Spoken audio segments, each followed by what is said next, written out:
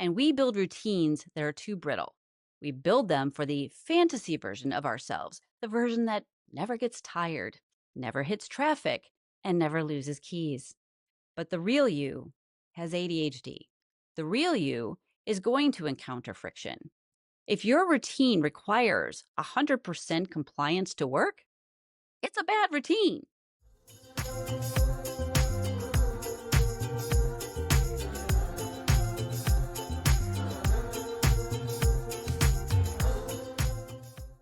I want to take you to a very specific moment in time. It's Sunday night.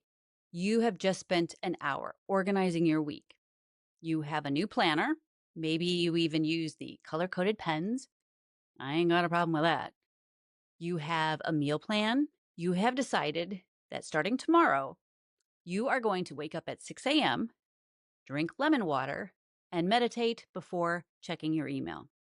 You feel amazing. You feel capable. You honestly believe that the chaotic version of you is gone and this new, organized version is here to stay. Monday goes great.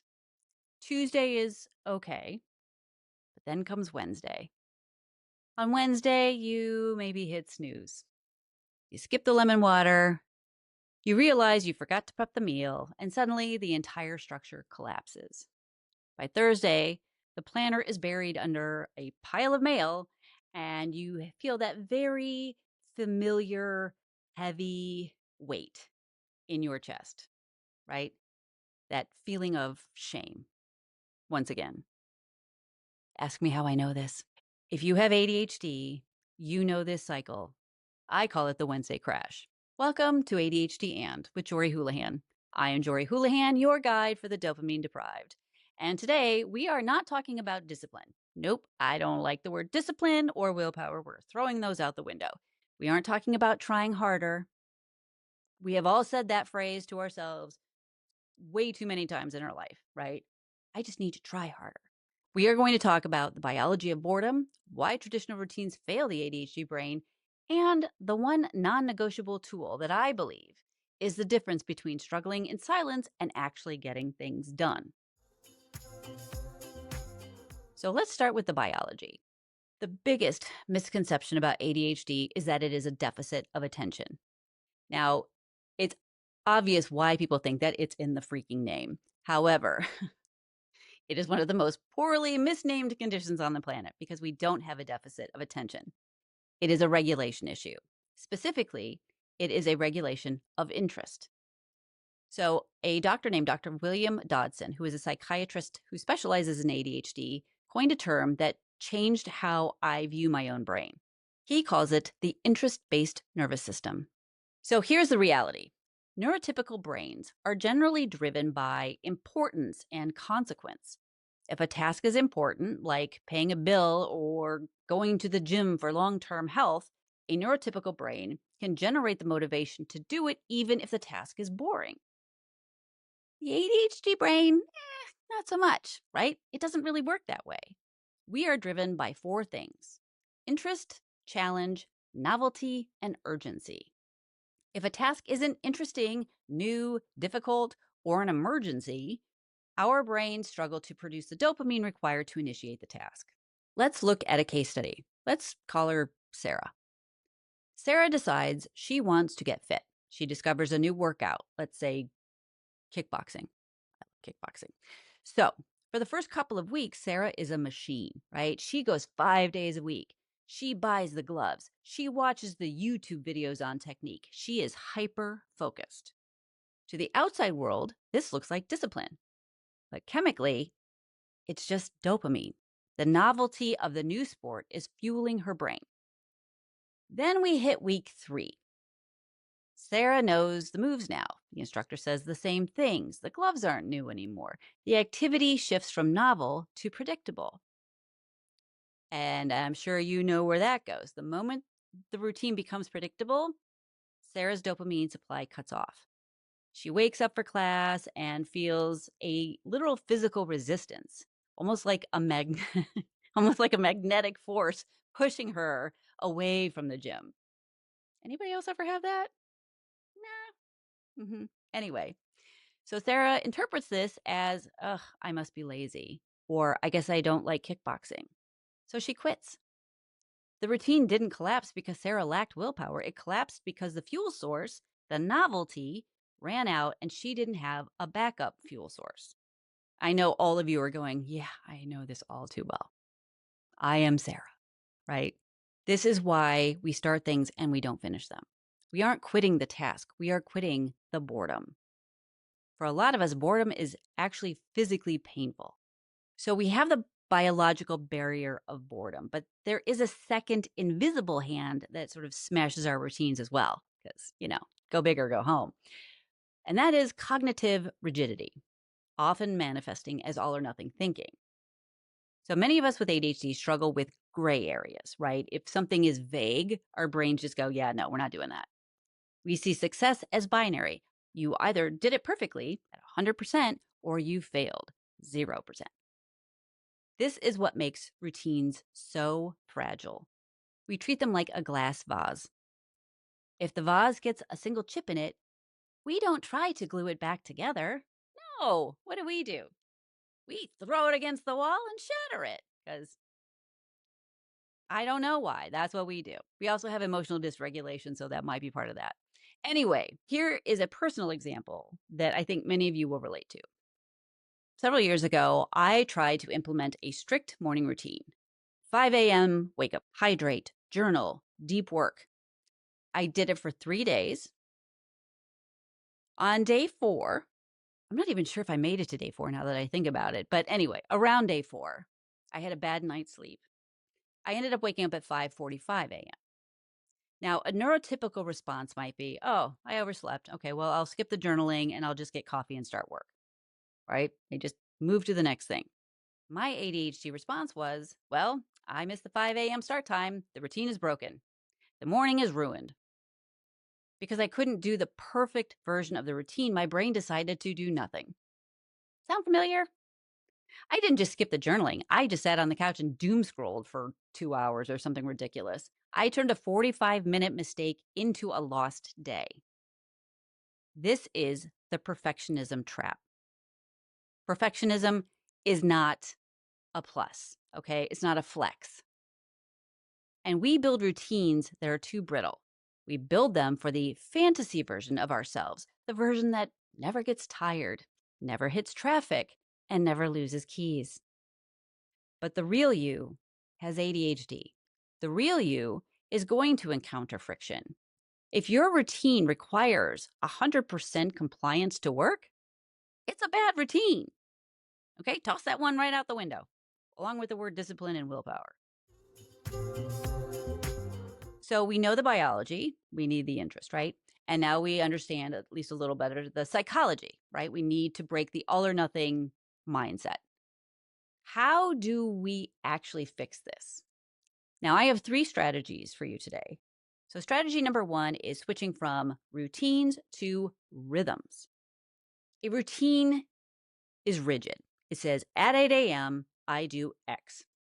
First of all, our brains don't do well with time. I think we know that by now. So, a rhythm can be a lot better. A rhythm is a sequence. It says, after I drink coffee, I do X.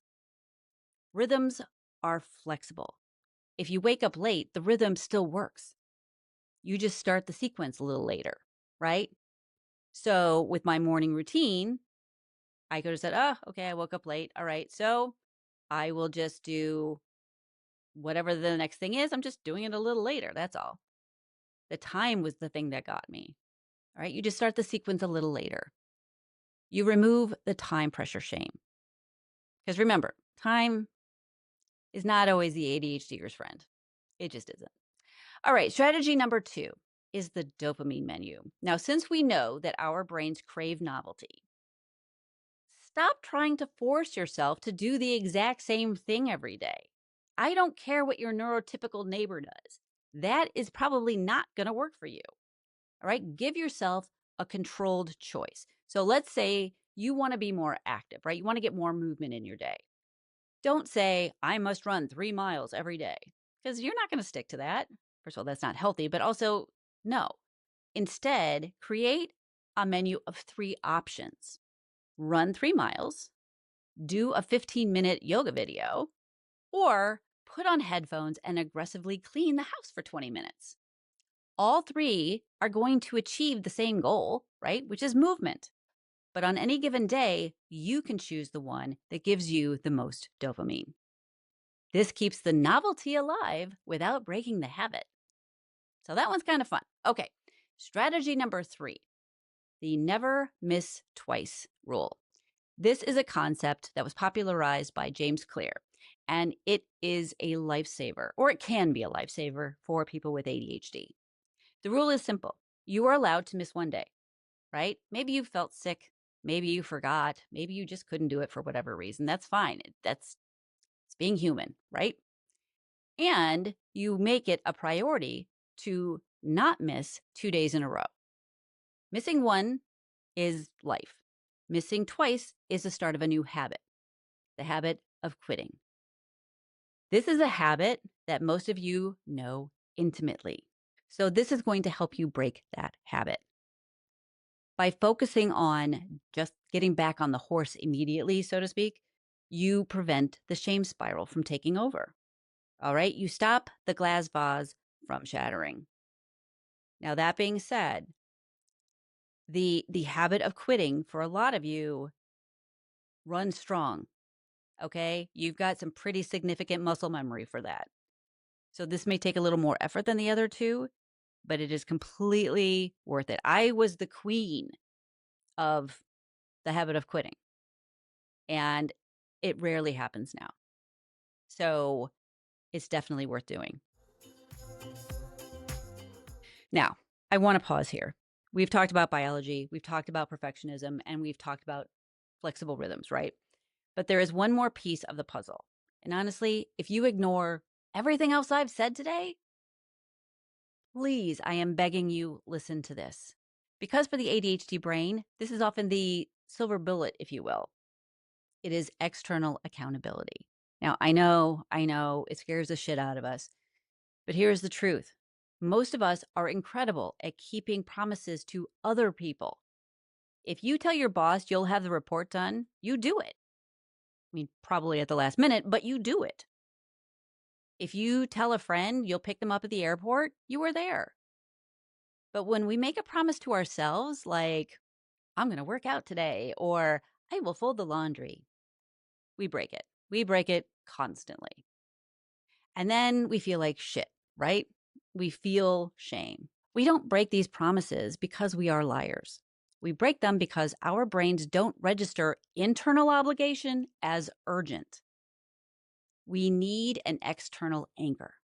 So this brings me to a concept called body doubling. Now, I have talked about body doubling in a prior episode, and I will link that in the show notes.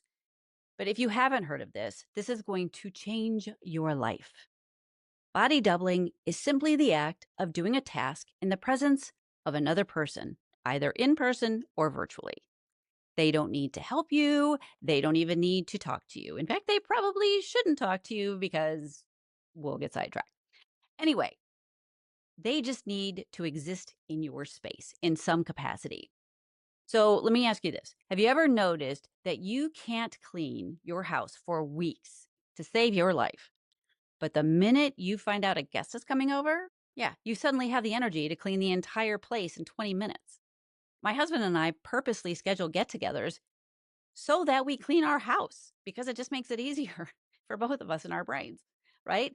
That is the power of external accountability. Your brain switches from, I should do this, which is weak sauce, to, I must do this because someone is watching, which is urgent. So how do we implement this? How do we make this a routine or a rhythm, if you will? The first way is you can do what I call the bookend call, right? If you have a boring task to do, you text a friend. You say, I'm going to insert whatever the boring task is. I'm going to start my taxes now. I will text you in 45 minutes when I am done. Although 45 minutes might be being very optimistic, but you get my point. Suddenly, the task has social stakes. You aren't just doing your taxes, you are fulfilling a contract with a friend. You don't want to look bad in front of your friend, so you're going to get it done. Oh, and if you really want to raise the stakes on this one, have your friend ask you for proof that it's done. That's just to give you that extra level of accountability. Okay. Number two, digital co-working. So there are websites like FocusMate or even Discord servers where you can just hop on a video call with a stranger for 25 minutes, 50 minutes, whatever it is. You say hello, you say what you're working on, and you work on mute. Most of the time it's on mute. It sounds weird. I know. It sounds so weird, especially if you've never done it, but knowing that there is a human being on the other side of the screen is often just enough dopamine to keep you in your chair and finishing your work. All right. Three, the gym buddy, but for life. Don't just get a workout partner, get a life admin partner. Find someone else who also struggles with boring tasks. Maybe you meet at a coffee shop on Sunday and you don't do it to chat, but to sit in silence and pay bills together. If you don't want to do it in a coffee shop, then you can do it at your house. Doesn't matter. So I consider external accountability a non negotiable. We often try to be the lone wolf, and we think I should be able to do this on my own. Everyone else can. You're not everyone else. So stop that. Stop doing that. Please, I'm begging you. Stop trying to muscle through a neurobiological difference. If you need a body double to do the dishes, use a body double. If you need to pay a trainer just to show up to the gym, pay the trainer. I know a lot of you think this is cheating. That isn't cheating. That's just using the right tool for the job. It is strategic. It is smart. All right. So, as we wrap up, I want to leave you with a few questions to ask yourself the next time you sit down with that new planner. First, are you building a routine for a robot or for a human with a fluctuating nervous system? Second, who is your anchor? If you are trying to build a new habit in isolation, you are playing the game on hard mode. Why do that to yourself? Okay. Who can you text? Who can you sit with? All right. Think about who would be a great anchor for you. And then finally, when you get bored, because you will get bored, I tell my private clients all the time, this will work until it doesn't. And this is what I mean. When boredom happens, you can change the method without quitting the goal. Here's what I want you to take away from today. Your routines have been collapsing because you've been relying on willpower, which is a finite resource. No more willpower talk. You need novelty. You need flexibility. And most importantly, you need other people. Even if you're an introvert, you need other people. Boredom isn't a moral failing, and needing help isn't a weakness. It's just how we work. So embrace it because it isn't going to go anywhere. Embrace it. So here's your challenge for this week. I want you to pick one task you have been avoiding. You know the one. The pile of mail, the email you haven't sent, whatever it is. Don't just try to do it. What does Yoda say? Don't try. Something like that. Anyway, I want you to find a body double. Text a friend, join a co-working session, or just ask your partner or roommate if you have one to sit in the room with you while you do it. Test the theory. See if the quote unquote impossible task suddenly becomes possible when you aren't alone. I think you're going to be pleasantly surprised by this.